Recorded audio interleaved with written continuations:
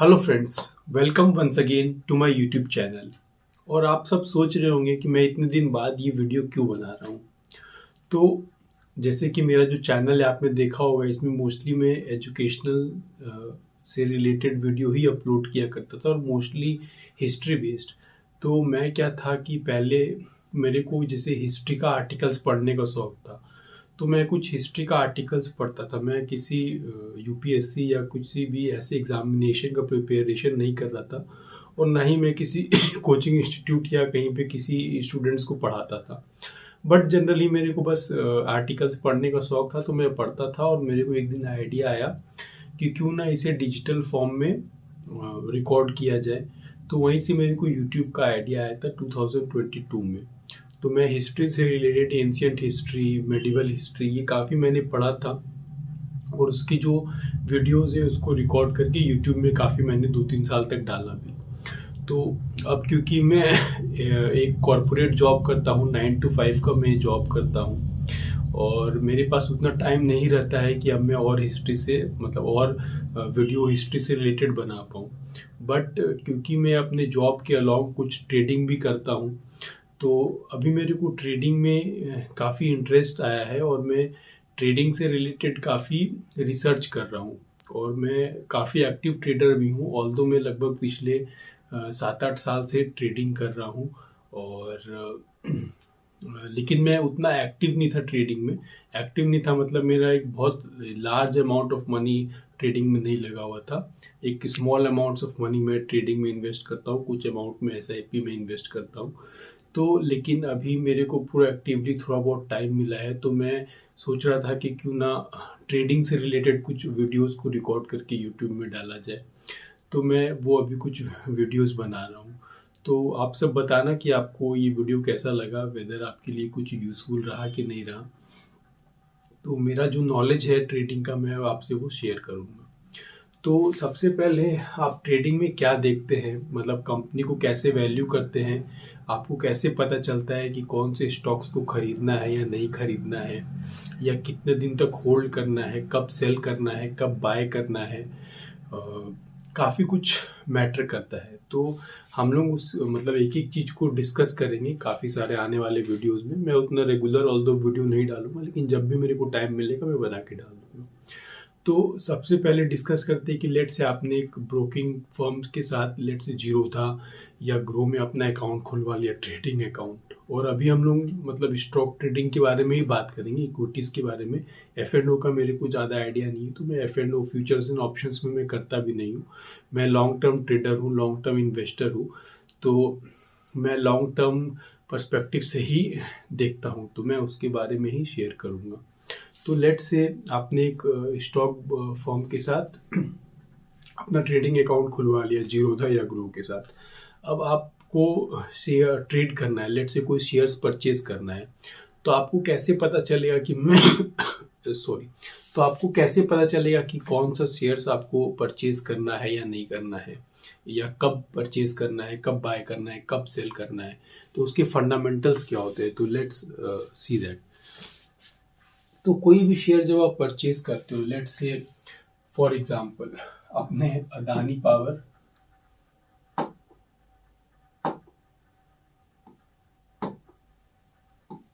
Let's say आपने Adani power purchase किया, उसका भी मार्केट प्राइस एग्जैक्टली मेरे को नहीं ध्यान है, लेकिन 140 के आसपास, 135 to 140 के आसपास है उसका मार्केट प्राइस। ठीक है, ये उसका करंट मार्केट प्राइस है।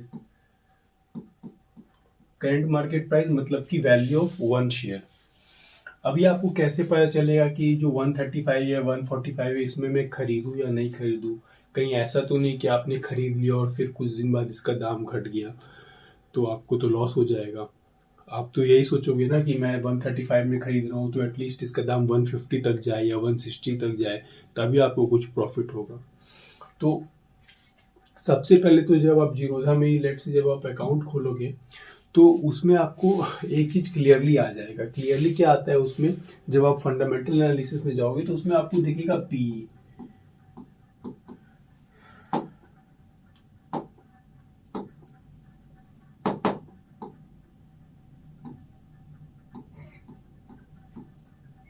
तो अब ये पीई क्या होता है? पीई का मतलब होता है price to earnings. Price to earnings क्या होता है? जैसे इस कंपनी का जो मार्केट कैपिटलाइजेशन है, लेट्स से कि अदानी पावर का मार्केट कैपिटलाइजेशन आज 1000 रुपीज़ है और उसका एक साल का जो नेट प्रॉफिट है वो लेट से 25 रुपीज़ है, तो इसका पी कितना हो गया? 40।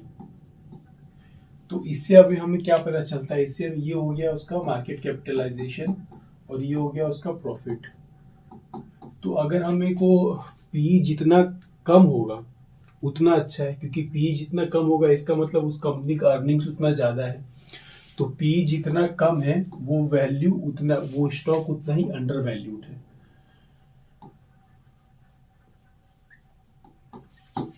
और पी जितना ज़्यादा है वो स्टॉक उतना ही ओवर वैल्यूड है।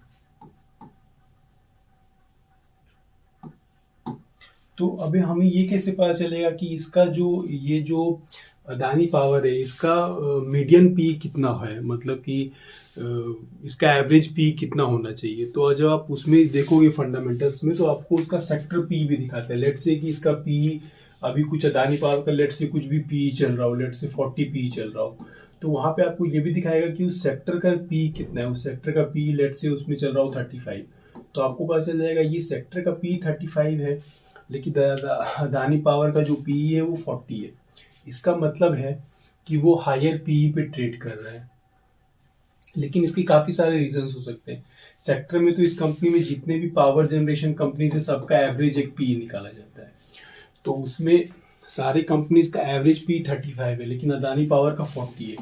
तो इसका मतलब ये नहीं कि ये स्टॉक ओवर वैल्यूड है, इसको आप ये नहीं बोल सकते हो सकता है कि अदानी पावर जो इन सारे कंपनीज है इससे बहुत अच्छा परफॉर्म कर रही हो, इसका जो पिछले 4-5 साल में जो प्रॉफिट है वो बहुत अच्छा प्रॉफिट हो रहा हो, या इसका जो फ्यूचर पर्सपेक्ट है, मतलब फ्यूचर जो ग्रोथ है वो बहुत अच्छा है।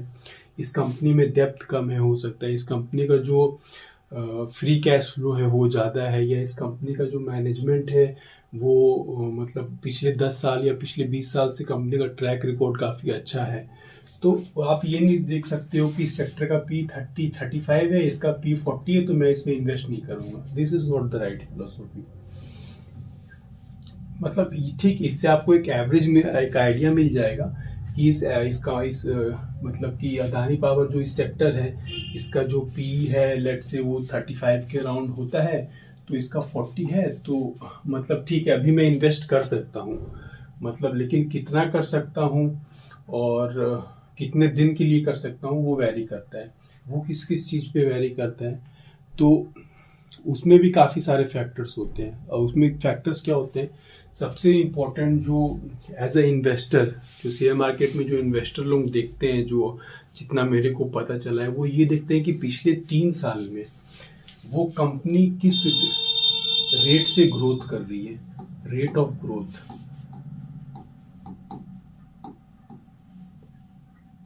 लेट से कि 3 साल पहले उस कंपनी का जो टर्नओवर था वो 1000 था, फिर 2 साल पहले उस कंपनी का टर्नओवर 1200 हो गया, फिर नेक्स्ट ईयर उस कंपनी का टर्नओवर 1500 हो गया।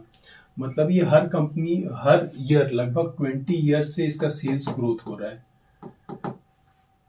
तो इन्वेस्टर इसको पोटेंशियल गुड कंपनी मानते हैं।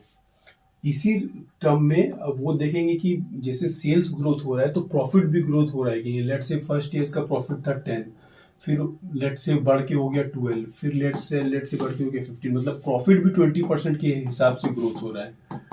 मतलब ये 12 to 15 20 है कि नहीं आप देख रहे हैं, 20 से थोड़ा मे भी ज़्यादा है या कम है। तो क्या है, जो इन्वेस्टर थे इसको बहुत ही पोटेंशियल स्टॉक मानेंगे। तो हो सकता है इंडस्ट्री का एवरेज पी 35 है और ये जो है जो इन्वेस्टर से हो सकता है इसको 50 पे भी अपसाइड का रेटिंग दे दे। मतलब कि इसका जब पी 50 भी पहुंच गया उसके बाद भी इन्वेस्टर्स बोलेंगे कि नहीं this is a good stock to bye.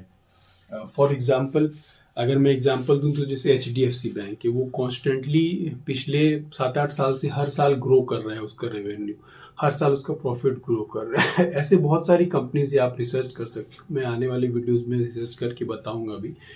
तो ये एक फैक्टर होता है। पहला फैक्टर होता है आप पी देखोगे, आपको एक आइडिया लग जाएगा कि हाँ भाई उस सेक्टर का पी कितना है। फिर आपको देखना है कि ये जो अभी पी है ये अगर कम उससे कम या उससे ज़्यादा पे ट्रेड कर रहा है, तो उसका पोटेंशियल है कि नहीं और ज़्यादा जानने का, या हो सकता है कम पे भी कर रहा है तो हो सकता है कहीं ऐसा नहीं हो कि और कम हो जाए। तो फिर आपको सेकंड चीज़ क्या देखना है, सेकंड चीज़ आपको देखना है उसका रेवेन्यू ग्रोथ, प्रॉफिट ग्रोथ।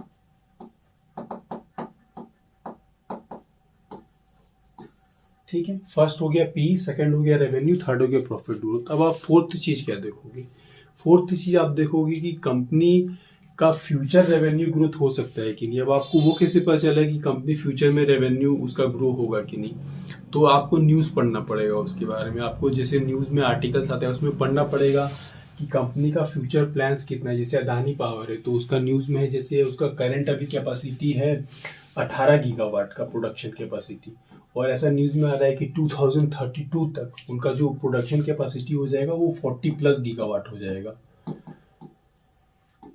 तो इसका मतलब है कि आने वाले 5-7 साल में कंपनी काफ़ी कैपेक्स डालेगी अपने प्रोजेक्ट्स में, ताकि उसका जो कैपेसिटी बढ़े। जब 18 गीगावाट से 40 गीगावाट उसका पावर जनरेशन कैपेसिटी हो जाएगा तो ऑब्वियस सा बात है कि उसका रेवेन्यू भी बढ़ेगा, रेवेन्यू बढ़ेगा तो प्रॉफिट भी बढ़ेगा। और ये जो कंपनी कैपेक्स इनकर करेगी तो अपने को ये ध्यान देना है ये कैपेक्स कैसे इनकर हो रहा है, वेदर कितना इसमें डेप्थ है, कितना इक्विटी है। तो आपको तो एक चीज़ और देखना है, depth equity ratio, depth equity ratio. इसका भी कुछ फंडामेंटल्स होता है कि जनरली डेप्थ और इक्विटी रेशियो लेस देन 1 होना चाहिए या 1 के आसपास होना चाहिए। इसमें एग्जैक्ट क्या होता है ये मैं आपको आने वाले वीडियोस में एक्सप्लेन करूंगा। तो आपको देखना है कि कंपनी ऐसा तो नहीं है कि ओवर इसमें डेप्थ इतना ज़्यादा है कि हो सकता है जैसे फ्यूचर में ये बैंकरप्ट हो जाए। जैसे अभी हमने देखा है कि बहुत सारी कंपनी बैंकरप्सी की तरफ चली गई अपनी डेप्थ के कारण। तो आपको बस ये ध्यान रखना है कि आपको ये देखना है कि ये कैपिटल एक्सपेंडिचर कर रही है, दैट इज़ ओके, बट उसके चलते ये कंपनी बैंकरप्ट नहीं होनी चाहिए फ्यूचर में। तो वो अगर आपको पता चल जाएगा कि नहीं, जैसे अदानी है तो अदानी के ग्रुप ऑफ कंपनीज है, तो इसमें आपको पता है कि इसका बहुत ही कम चांसेस है कि ये फ्यूचर में कंप्लीट मतलब कि बैंकरप्ट हो जाए, क्योंकि ये सिस्टर्स कंपनी है। तो एक कंपनी जब कुछ उसको फाइनेंशियल क्राइसिस आता है तो दूसरा कंपनी उसको लोन दे देती है, दूसरी कंपनी के पास आता है तो कोई तीसरी कंपनी उसको लोन दे देती है, प्लस ये बॉन्ड्स के थ्रू भी पैसा उठा सकते हैं। उनका क्रेडिट रेटिंग अच्छा रहता है तो मार्केट से बॉन्ड्स के थ्रू या अपने शेयर्स को डाइल्यूट करके भी वो पैसा रेज कर सकते हैं। तो आपको उतना डीप में नहीं जाना है, लेकिन अगर आप एक बेसिक इन्वेस्टर हैं तो आपको 3-4 चीज़ों का ध्यान रखना है कि रेवेन्यू ग्रोथ, अर्निंग्स ग्रोथ, उसका फ्यूचर में क्या न्यूज़ में क्या आ रहा है, वेदर पॉजिटिव न्यूज़ आ रहा है कि नेगेटिव न्यूज़ आ रहा है। और इसके अलावा भी काफ़ी चीज़ होता है, जैसे एक होता है अर्निंग्स पर शेयर। तो अर्निंग्स पर शेयर जितना ज़्यादा है उतना अच्छा है। अब इन्वेस्टर्स लोग अर्निंग्स पर शेयर क्यों देखते हैं, क्योंकि अर्निंग्स पर शेयर का मतलब ये है कि अर्निंग्स पर शेयर कब ज़्यादा होगा, जब आप मार्केट में अपने शेयर्स को कम डाइल्यूट कर रहे होंगे। मतलब कि आपने मार्केट में अपने जो फ्रेश इक्विटी है वो कम फ्लोट किया होगा। फ्रेश इक्विटी कम फ्लोट किया होगा मतलब आपने इक्विटी ज़्यादा लगाया होगा अपने खुद के, मतलब जो आपका खुद का जो प्रॉफिट है उसको आपने कंपनी में फिर से डिप्लॉय किया होगा। इसका मतलब है कि कंपनी बहुत अच्छे पोजीशन पे है कि अपने प्रॉफिट से वो अपने प्रोजेक्ट्स को मैनेज कर पा रही है, rather than taking money from the market as a equity from diluting the equity. तो अर्निंग्स पर शेयर भी कि जितना ज़्यादा होता है वो कंपनी उतनी अच्छी होती है। तो ये सब चीज़ कुछ बेसिक चीज़ें हैं जिसको आप देख के शेयर के बारे में पता लगा सकते हो कि वेदर हम इसे होल्ड करें कि होल्ड नहीं करें, और लॉन्ग टर्म्स के लिए आप इसे होल्ड कर सकते हैं कि नहीं। अब शेयर मार्केट में लेकिन आप क्या स्ट्रेटेजी होता है, आपको कितने लॉन्ग टर्म के लिए होल्ड करना चाहिए। जैसे आप देखोगे कि शेयर मार्केट में कभी भी आप देखोगे कि कोई भी कंपनी का जो शेयर होता है वो फ्लक्चुएट करता है। जैसे एक बार ऊपर गया, फिर थोड़ा नीचे आया, फिर ऊपर गया, फिर हो सकता है नीचे आया, ऊपर गया, फिर हल्का नीचे आया, फिर ऊपर गया। तो कब आपको मतलब buy at low price, sell at high price, फंडा तो यही होना चाहिए। लेकिन कोई भी इन्वेस्टर ऐसा नहीं होता है जिसको एग्जैक्ट पता चल जाए कि ये लो कब आने वाला है और ये हाई कब आने वाला है। तो जो लॉन्ग टर्म इन्वेस्टर होते हैं, लेट से वो एक पॉइंट पे शेयर लिए, फिर 10 साल के लिए भूल गए, इस पॉइंट पे 10 साल बाद जितना भी शेयर का जो दाम है उसके हिसाब से वो सेल कर देंगे। और कोई इन्वेस्टर ऐसे भी होते हैं जैसे जिसने कुछ खरीदा 6 महीना 8 महीना में उसको 8-10% का प्रॉफिट हो गया, वो निकल जाते हैं उस शेयर से। फिर जब वो शेयर का दाम थोड़ा नीचे जाता है तो फिर खरीदते हैं, फिर 3-4 महीने में फिर जब शेयर का दाम बढ़ता है तो फिर उसे बेच देते हैं। तो ये भी एक ट्रेडिंग स्ट्रेटेजी होता है। तो बहुत सारे स्ट्रेटेजी होता है, उसमें मैं कौन सा स्ट्रेटेजी फॉलो करता हूँ ये मैं आपको आने वाले नेक्स्ट वीडियो में एक्सप्लेन करूँगा।